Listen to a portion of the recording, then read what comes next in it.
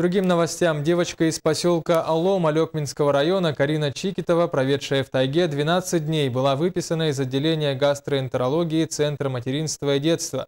На данный момент Карина проходит реабилитацию в отделениях восстановительного лечения. С юной героиней встретился наш корреспондент Афанасий Николаев.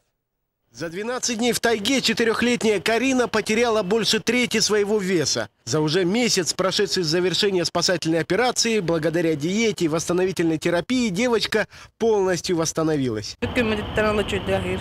С самого первого дня в отделении Карина хорошо кушает кашу, мясо, картошку. У нее хороший аппетит. Она свободно общается с другими детьми, играет.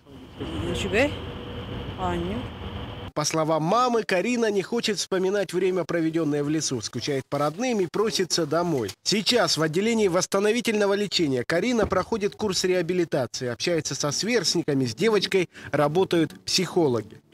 Да, у нас тут проводятся консультации, проводятся занятия с ребенком. В большей степени, конечно, в данный момент на первых порах упор делался на соматическую реабилитацию, то есть коррекцию состояния физического здоровья.